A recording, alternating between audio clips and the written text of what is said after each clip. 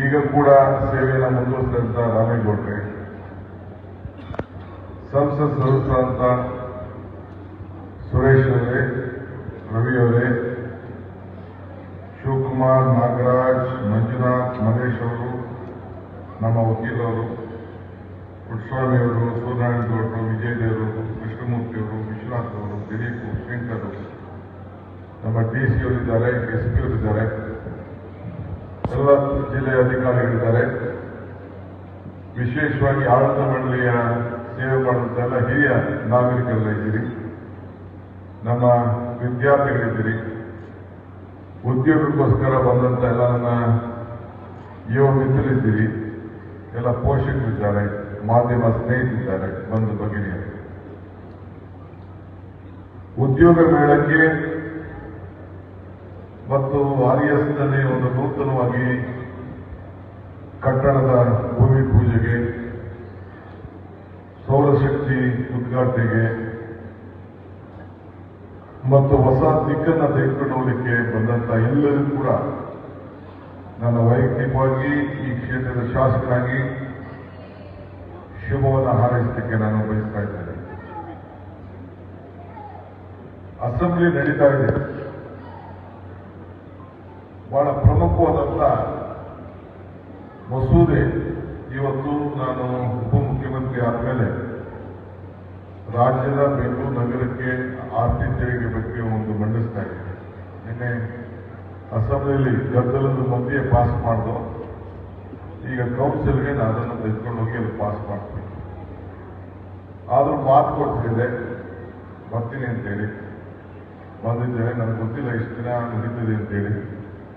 ಒಂದು ತಿಂಗಳಿಂದಲೇ ನಮ್ಮ local body election ಮುಂಚಿತವಾಗೇನೆ ನಾವು ಇದನ್ನ ಡೇಟ್ನ ಕೊಟ್ಬಿಟ್ಟಿದ್ದು. ಮಧ್ಯ ಎಲೆಕ್ಷನ್ಸ್ ಬಂತು, ಅದಕ್ಕೆ ಮಾಡೋಕ್ಕಾಗ್ತಿರ್ಲಿಲ್ಲ. ಇದಾದ್ಮೇಲೆ ಒಂದು 10 ನಿಮಿಷ KDP ಅಟೆಂಡ್ ಮಾಡ್ತೀನಿ, ಮುಗಿಸಿ ಜರೂರಾಗಿ ಹೊರಡ್ತೀನಿ. ಇಲ್ಲೇನು ಮಾತಾಡೋಂಥದ್ದು ಹೆಚ್ಚಿಗೆ ಏನಿಲ್ಲ. ನಮ್ಮ RES ಸಂಸ್ಥೆಯವರು ಸುಮಾರು 100ಕ್ಕೂ ಹೆಚ್ಚು ಸಂಸ್ಥೆಗಳನ್ನು ಆಹ್ವಾನಿಸಿ ಈ ತಾಲೂಕಿನಲ್ಲಿ ಯಾರು ಉದ್ಯೋಗ ಇಲ್ಲ, ಉದ್ಯೋಗ ಕೊಡಿಸ್ಬೇಕು ಅಂತೇಳಿ ಮಾಡೋಣ ಅಂತೇಳಿ ಒಂದು ಪ್ರಸ್ತಾವನೆಯನ್ನು ನನ್ನ ಮುಂದೆ ಇಟ್ಟಿರು. ಸೊ ಎಲ್ಲ ಕೆಲವರೆಲ್ಲ ಮಾತಾಡಿ ಇವತ್ತೆಲ್ಲ ಬಹಳ ಜನ ಬಂದು ರಿಜಿಸ್ಟ್ರೇಷನ್ ಮಾಡ್ಕೊಂಡಿದ್ದಾರೆ. ಇಂಟ್ರೂ ಆಗ್ತಾ ಇದೆ. ಇಂಟ್ರೂ ಕೆಲವರೆಲ್ಲ ಉದ್ಯೋಗ, ಒಳ್ಳೊಳ್ಳೆ ಉದ್ಯೋಗ ಸಿಗ್ತದೆ ಅಂತೇಳಿ ನನಗೆ ನಂಬಿಕೆ ಇದೆ. ಬಹಳ ಸುರೇಶ್ ಅವರು, ನಮ್ಮ MP ಅವರು ಬಹಳ ಚಿಂತನೆ ಮಾಡುವಂತ ಅನೇಕ ವಿಚಾರಗಳನ್ನು ನಿಮ್ಮ ಹತ್ರ ಹಂಚಿಕೊಂಡ್ರು. ನೀವು ಯಾರು ಕನಕಪುರದಲ್ಲಿ ಸ್ಪರ್ಧೆ ಮಾಡುವಂತ ವ್ಯವಸ್ಥೆ, ನಿಮಗೆ ಬೆಂಗಳೂರು ಲಿಮಿಟ್ ಇಲ್ಲ. ನಿಮ್ಮ ಲಿಮಿಟ್ ಗ್ಲೋಬಲ್ ಲಿಮಿಟ್.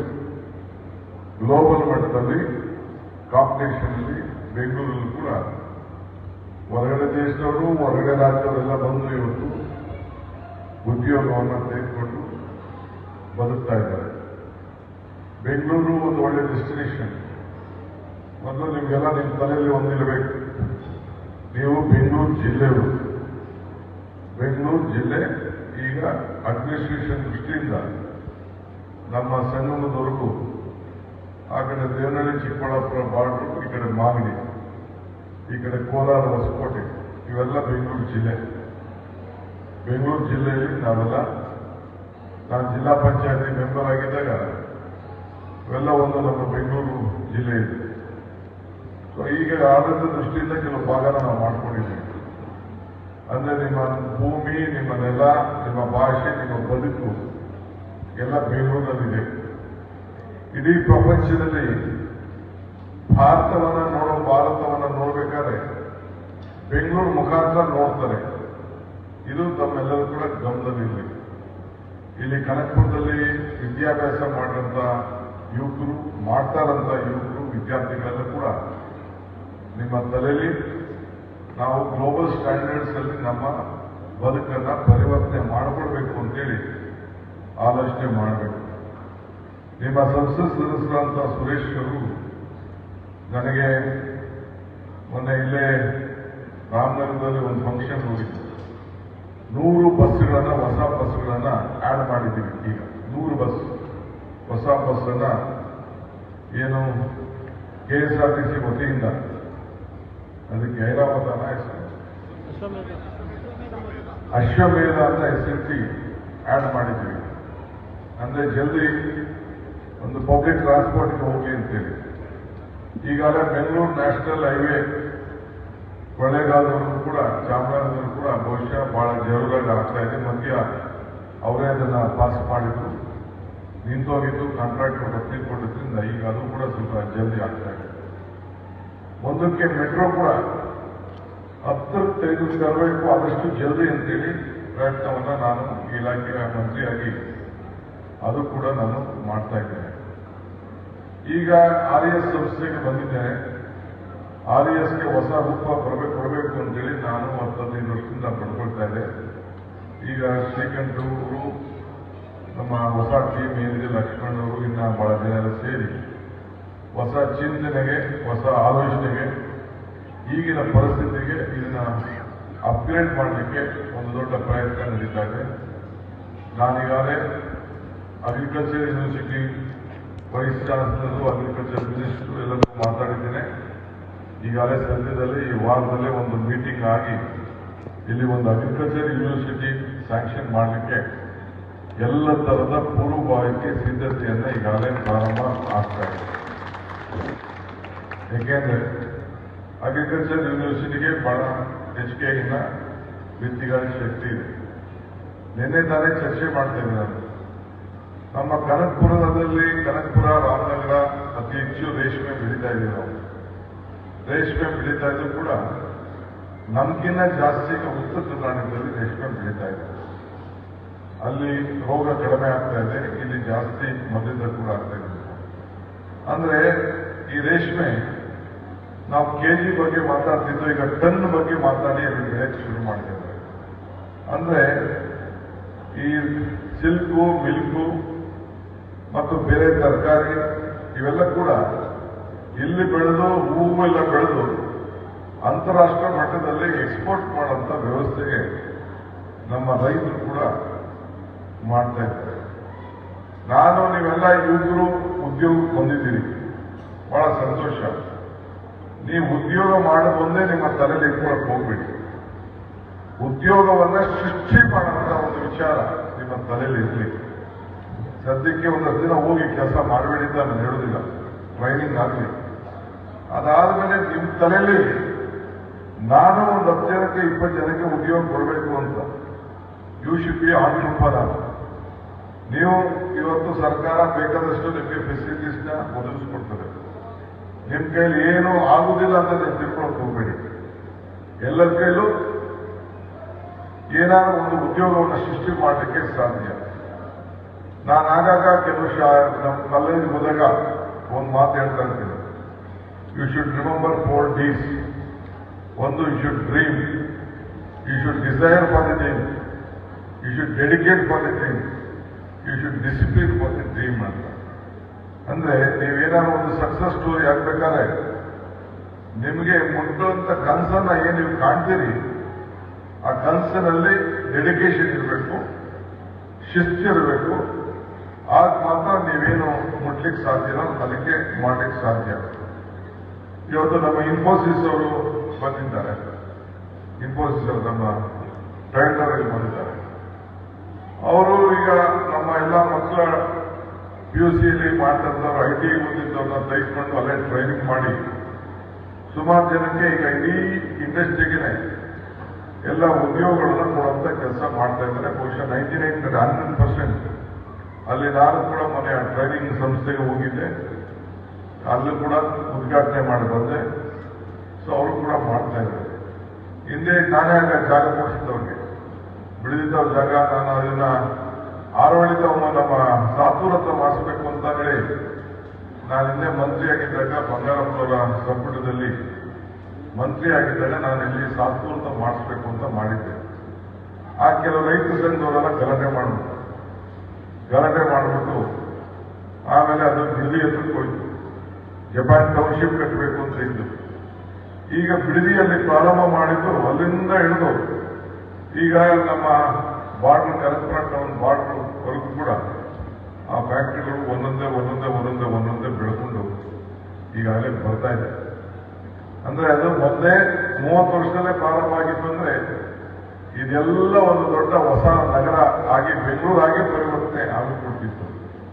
ಮುಂದಕ್ಕೂ ಕೂಡ ಇದಾಗ್ತದೆ ಅನ್ನೋದು ನನಗೊಂದು ಸಂಪೂರ್ಣವಾದಂತಹ ನಂಬಿಕೆ ವಿಶ್ವಾಸ ಇದೆ.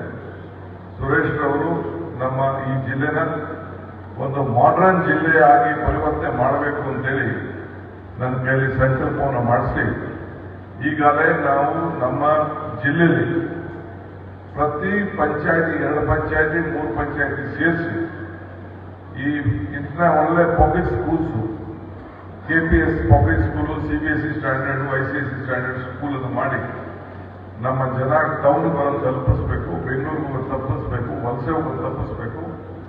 ಅಲ್ಲೇ ಒಂದು ಕ್ವಾಲಿಟಿ ಎಜುಕೇಶನ್ ಅನ್ನು ನಮ್ಮ ಮಕ್ಕಳಿಗೆ ಕೊಡಬೇಕು ಗ್ಲೋಬಲ್ ಸ್ಟ್ಯಾಂಡರ್ಡ್ ಅಲ್ಲಿ ಅಂತೇಳಿ ಈಗಾಗಲೇ ನನ್ನ ಒಂದು ದೊಡ್ಡ ಕನಸಿನ ಯೋಜನೆ.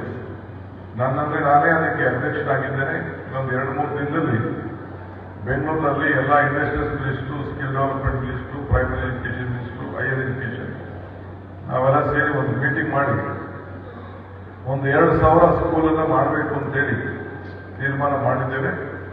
ಈಗಾಗಲೇ ನಮ್ಮ ಟೊಯೋಟಾ ಸಂಸ್ಥೆಯವರು ಕೂಡ ಈ ನಮ್ಮ ಜಿಲ್ಲೆಯಲ್ಲಿ 4 ಶಾಲೆ, ಸುಮಾರು 7 ಕೋಟಿ ಒಂದೊಂದು ಶಾಲೆಗೆ ಬರೀ ಬಿಲ್ಡಿಂಗ್ನೇ ಕಟ್ಟಿ ಕೊಡುವಂತ ವ್ಯವಸ್ಥೆಗೆ ಟೊಯೋಟಾ ಅವರು ಮುಂದೆ ಬಂದಿದ್ದಾರೆ. ಅವರಿಗೆ ಈ ಸಂದರ್ಭದಲ್ಲಿ ನಿಮ್ಮ ಪರವಾಗಿ ನಾನು ಅಭಿನಂದನೆ ಸಲ್ಲಿಸ್ತೇನೆ. ಇದಕ್ಕೆ ನಾನು ಅನೇಕ ಸಂಸ್ಥೆಗಳನ್ನು ಕೂಡ ನಾನು ಮಾತಾಡಿ ಎಲ್ಲ ಒಬ್ಬೊಬ್ಬರು ಒಂದೊಂದು ಸಂಸ್ಥೆಯವರು ಒಂದೊಂದು ಸ್ಕೂಲನ್ನು ಅಲಾಟ್ ಮಾಡ್ಕೋಬೇಕು ಅನ್ನಂತೇಳಿ ನಾನು ಅದಕ್ಕೊಂದು ಹೊಸ ರೂಪವನ್ನು ನಾನು ಕೊಡ್ತಾ ಇದ್ದೇನೆ. ಈಗ ನನ್ನ ಹೆಚ್ಚಿಗೆ ಅದರ ಬಗ್ಗೆ ನಾನು ಚರ್ಚೆ ಮಾಡೋದು ನಾನು ಹೋಗುದಿಲ್ಲ. ಸುರೇಶ್ ಅವರು ರಿಕ್ವೆಸ್ಟ್ ಮಾಡಿಕೊಂಡು ಇನ್ಫೋಸಿಸ್ ಹತ್ರ ಅವ್ರ ಕ್ಷೇತ್ರದಲ್ಲಿ ಇನ್ಫೋಸಿಸ್ ಬರ್ತದೆ. ಇವತ್ತೇನು 50 ಕೋಟಿ ರೂಪಾಯಿ ಹಿಂದೆ ಮೆಡಿಕಲ್ ಕಾಲೇಜ್ ಮಾಡಬೇಕು ಅಂತ ಹೇಳಿ ದೊಡ್ಡ ಹೋರಾಟ ಮಾಡಿ ಸ್ಯಾಂಕ್ಷನ್ ಆಗಿ ಭೂಮಿ ಪೂಜೆ ಮಾಡಿ ಕೆಲಸ ಮಾಡಬೇಕು.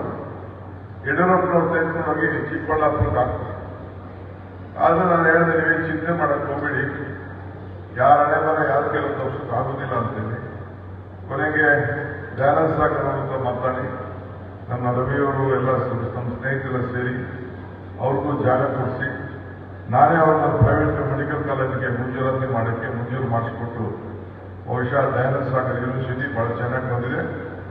ಆದರೆ ನಮ್ಮ ಕನಕಪುರದಲ್ಲಿ ಏನು ಮೆಡಿಕಲ್ ಕಾಲೇಜ್ ಮಾಡಬೇಕು ಅಂತಿದ್ದೀವಿ ಅದು ಕೂಡ ಹೋದ ಬಜೆಟ್ ಅಲ್ಲಿ ತಿರ್ಗಾ ಸೇರಿಸಿದ್ದೀವಿ. ಸೇರಿಸಿ ರಾಮನಗರದಲ್ಲಿ ಒಂದು ಡಿಸ್ಟ್ರಿಕ್ಟ್ ಲೆವೆಲ್ ಹಾಸ್ಪಿಟಲ್, ಜಿಲ್ಲೆಗೊಂದು ಹಾಸ್ಪಿಟಲ್ಗೆ ಅವಕಾಶ ಇದೆ, ಅದು ರಾಮನಗರದಲ್ಲಿ ಆಗ್ತದೆ. ಯೂನಿವರ್ಸಿಟಿಗೆ ಇರುವಂತಹ ಅವಕಾಶ ಕನಕಪುರದಲ್ಲಿ ಆಗ್ತದೆ. ಅದಕ್ಕೆಲ್ಲ ಬಹುಮುಖವಾಗಿ ಸಿದ್ಧತೆಯನ್ನು ಈಗಾಗಲೇ ನಾವು ಮಾಡ್ಕೊಂಡು ನಾವು ಹೋಗ್ತಾ ಇದ್ದೇವೆ.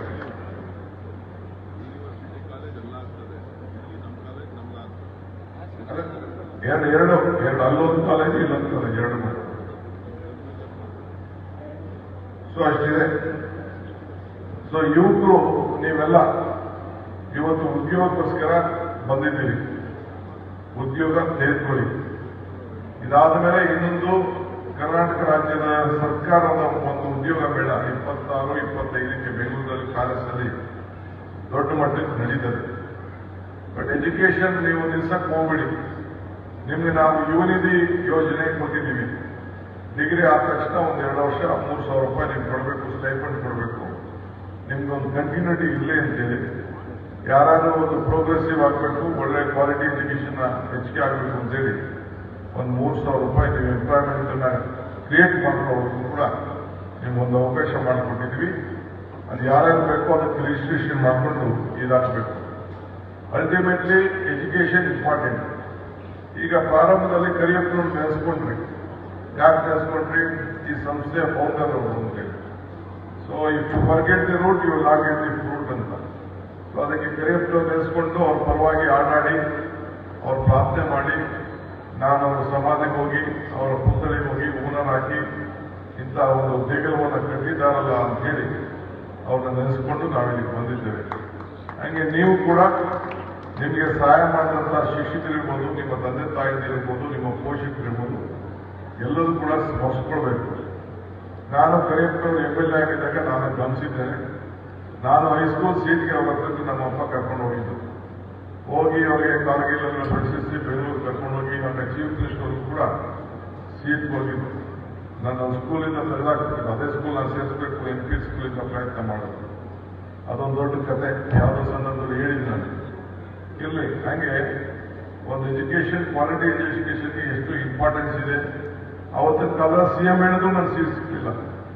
ಇವತ್ತು ಅಂತ ಒಂದು ಪರಿಸ್ಥಿತಿ ನಮ್ಮ ಮಕ್ಕಳಿಗೆ ಬರಬಾರ್ದು ಅನ್ನೋ ದೃಷ್ಟಿಯಿಂದನೇ ಪಂಚಾಯತಿ ಮಟ್ಟದಲ್ಲೇ 2-3 ಪಂಚಾಯತಿ ಮಟ್ಟದಲ್ಲಿ ಆ ಮಟ್ಟದ ಒಂದು ಶಾಲೆಗಳನ್ನು ಹತ್ತಿರಿಸಿ ನಮ್ಮ ತಾಲೂಕಿನಲ್ಲಿ ಒಂದು ಮಾದರಿ ಮಾಡಬೇಕು. ಇಡೀ ಜಿಲ್ಲೆಗೆ, ರಾಜ್ಯಕ್ಕೆ ಒಂದು ದೊಡ್ಡ ಸಂದೇಶವನ್ನು ಕೊಡಬೇಕು ಅಂತೇಳಿ ಈಗಾಗಲೇ ಜಿಲ್ಲಾಧಿಕಾರಿಗಳಿಗೆಲ್ಲ ಕೂಡ ನಾವು ಈಗಾಗಲೇ ಸಂದೇಶವನ್ನು ನಾವು ಕೊಟ್ಟಿದ್ದೇವೆ. ಸೊ ಅದರಿಂದ ಇವತ್ತು ರಾಮೇಗೌಡರು ಇಲ್ಲಿದ್ದಾರೆ, ನೆನಪಿಟ್ಕೊಂಡಿದ್ದಾರೋ ಮತ್ತಿದ್ದಾರೆ ಗೊತ್ತಿಲ್ಲ. ನಾನು ಹಿಂದೆ ಬಂಗಾರಪುರ ಸಂಪುಟದಲ್ಲಿ ಒಂದು 30 ವರ್ಷದಿಂದ 35 ವರ್ಷದ ಮಂತ್ರಿ ಇದ್ದೆ. ಆಗ ಅಷ್ಟೊತ್ತು ರಿಟೈರ್ಡ್ ಆಗಿದ್ರು. ಓಪನ್ ಯೂನಿವರ್ಸಿಟಿ ವೈಸ್ ಚಾನ್ಸಲರ್ ಆಗಿದ್ರು. ನಾನು ಜೈಲ್ ಬಂದಿಕಾನೆ ಮಂತ್ರಿ ಇದ್ದೆ. ಜೈಲಲ್ಲಿ ಓಪನ್ ಯೂನಿವರ್ಸಿಟಿ ಸೆಂಟರ್ ಕೂಡ ಅವತ್ತಿನ ಕಾಲದಲ್ಲಿ ಪ್ರಾರಂಭವನ್ನ ಮಾಡೋದು. ಅಂದ್ರೆ ಆವತ್ತಿನ ಕಾಲದಲ್ಲೇ ನನಗೆ, ನಾನು ಗ್ರಾಜ್ಯುಯೇಟ್ ಆಗಿದ್ದೆ ಹೊತ್ತು, ನಾನು ಗ್ರಾಜ್ಯುಯೇಟ್ ಆಗಿದ್ದು 48ನೇ ವಯಸ್ಸಿಗೆ. ಓದುವಾಗಲೇ ಟಿಕೆಟ್ ಸಿಕ್ಬಿಟ್ಟು ಎಲೆಕ್ಷನ್ ನಿಂತ್ಕೊಂಡ್ಬಿಟ್ಟೆ. So graduation is a very important. Education, knowledge ಬಹಳ ಇಂಪಾರ್ಟೆಂಟ್ ಅಂತೇಳಿ ಆವತ್ತಿನ ಕಾಲದಲ್ಲೇ ನಮ್ಮ ಸೆಂಟ್ರಲ್, ನಮ್ಮ ರಾಮೇಗೌಡರು ಬಂದು ಅಲ್ಲೊಂದು ಓಪನ್ ಯೂನಿವರ್ಸಿಟಿ ಸೆಂಟರ್ನ ಅಲ್ಲಿ ಪ್ರಾರಂಭ ಮಾಡೋದನ್ನ ನೆನಪಿದೆ. ಸೊ ನಿಮ್ಗೆ ಎಜುಕೇಶನ್, ವಿದ್ಯೆ ಬಹಳ ತಲೆಯಲ್ಲಿರಲಿ. You should be a entrepreneur ಅಂತ ಹೇಳಿದ್ರಲ್ಲ, ಅದು ತಲೆಯಲ್ಲಿರಲಿ. ಒಂದು ಶ್ಲೋಕ ನನಗೆ ನೆನಪುತ್ತದೆ, ವಿದ್ಯೆ ದದಾತಿ ವಿನಯಂ ವಿನಯಮಿಯಾತ್ ಪಾತತ್ವಾಂ ಪಾತತ್ವಾಂ ಧನ ಆಪ್ನೋತಿ ಧನಾದ ಧರ್ಮ ಪ್ರಥಮ ಸುಖಂ ಅಂತ. ಅಂದ್ರೆ ಮನುಷ್ಯನಿಗೆ ವಿದ್ಯೆ ಇದ್ದರೆ ವಿನಯ ಬರ್ತದೆ, ವಿನಯದಿಂದ ಯೋಗ್ಯತೆ ಬರ್ತದೆ, ಯೋಗ್ಯತೆಯಿಂದ ಹಣ ಬರ್ತದೆ, ಹಣದಿಂದ ಧರ್ಮ ಬರ್ತದೆ, ಧರ್ಮದಿಂದ ಸುಖ ಬರ್ತದೆ. ಅಲ್ಟಿಮೇಟ್ಲಿ ನಾವೆಲ್ಲ ಏನಕ್ಕೆ ಕೊಡ್ದಾಡ್ತೀವಿ ಜೀವನದಲ್ಲಿ? ಸುಖ, ನೆಮ್ಮದಿಗೋಸ್ಕರ ನಾವೆಲ್ಲ ಕೊಡ್ದಾಡ್ತೀವಿ. ಮೂಲ ವಿದ್ಯೆ, ವಿದ್ಯೆಯಿಂದ ಜ್ಞಾನ, ಜ್ಞಾನದಿಂದ ಹಣ. ಹಂಗೆ ನೀವೆಲ್ಲ ಕೂಡ ಈ ಸಂದರ್ಭದಲ್ಲಿ ಎಷ್ಟೇ ಡಿಗ್ರಿ ಮಾಡಿದ್ರು ನಿಮ್ಮ ಎಜುಕೇಶನ್ನ, ಕೆಲಸಕ್ಕೆ ಹೋದ್ರು ಕೂಡ ನಿಮ್ಮ ಎಜುಕೇಶನ್ನ ಕ್ಲೋಸ್ ಮಾಡ್ಕೊಳಕ್ ಹೋಗ್ಬೇಡಿ. ನಿಮ್ಮ ಫೋನ್ನಲ್ಲೇ ನಿಮ್ಮ ಪ್ರಪಂಚ ಇದೆ. ಫೋನ್ನಲ್ಲೇ ನೀವು ಕಂಪ್ಲೀಟ್ ಏನ್ ಬೇಕಾದ್ರೂ, ಯಾವ ವಿಚಾರವನ್ನು ಕೂಡ ನೀವು ತಿಳ್ಕೊಳ್ಬೋದು, ಯಾವ ಇನ್ಫಾರ್ಮೇಶನ್ ಕೂಡ ತಿಳ್ಕೊಳ್ಬೋದು, ಯಾವ ಪುಸ್ತಕ ಕೂಡ ನಿಮಗೆ ಓಪನ್ ಮಾಡ್ಕೊಳ್ಬೋದು. ಅಂಥದ್ದು ಒಂದು ಈ ಸಂದರ್ಭದಲ್ಲಿ ನಿಮ್ಮ ಗೂಗಲ್ಗೆ ಹೋದ್ರೆ, ಬೇರೆ ಬೇರೆ ಇದಕ್ಕೆ ಹೋದ್ರೆ ಎಲ್ಲ ಕೂಡ ಸಿಗ್ತದೆ. ಆ ಜ್ಞಾನದ ಭಂಡಾರದಲ್ಲಿ ತಾವೆಲ್ಲ ಇರಬೇಕು. ನಮ್ಮ ರಾರಿಯ ಸಂಸ್ಥೆಯ ಎಲ್ಲ ನಮ್ಮ ಮ್ಯಾನೇಜ್ಮೆಂಟ್ ಅಂತ ಮ್ಯಾನೇಜ್ಮೆಂಟಿನ ಎಲ್ಲ ನಮ್ಮ ಸ್ನೇಹಿತರು ನನ್ನೂ ಕೂಡ ಕೋಆಪ್ ಮಾಡ್ಕೊಂಡಿದ್ದಾರೆ. ನನಗೆ ಅವ್ರ ಹತ್ರ ಬಂದು ಕೂತ್ಕೊಂಡು ಚರ್ಚೆ ಮಾಡೋಕ್ಕೆ ಟೈಮ್ ಇಲ್ಲ. ಆದರೂ ನನ್ನ ಎಲ್ಲ ತರದ ಸಹಕಾರ ಅವ್ರ ಜೊತೆ ಇರ್ತದೆ, ನಿಮ್ಮ ಜೊತೆ ಇರ್ತದೆ.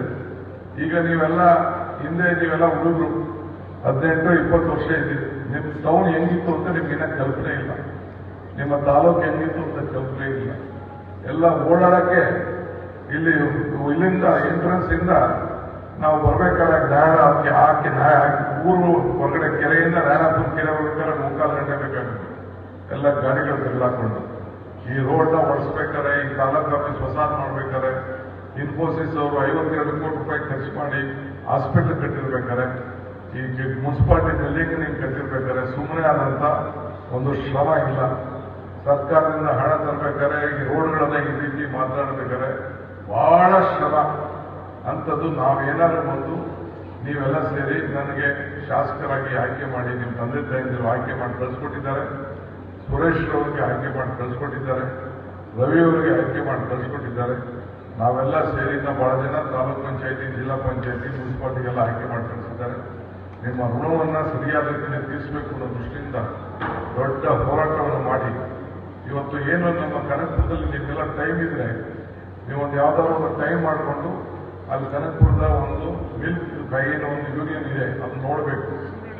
ಶಿವನಳ್ಳಿತಾವು ಇಡೀ ಭಾರತದಲ್ಲೇ ಒಂದು ಅದ್ಭುತವಾದಂತ ಒಂದು ಮಿಲ್ಕಿನ ಹೊಸ ರೂಪವನ್ನು ಕೊಡುವಂತ ಒಂದು ಫ್ಯಾಕ್ಟ್ರಿ ಅಮೂಲ್ನಲ್ಲಿ ಯಾವ ರೀತಿ ಇದೆ ಅದಕ್ಕಿಂತ ಮಾಡರ್ನೈಸ್ ಆಗಿ ಅಲ್ಲಿ ಇದೆ.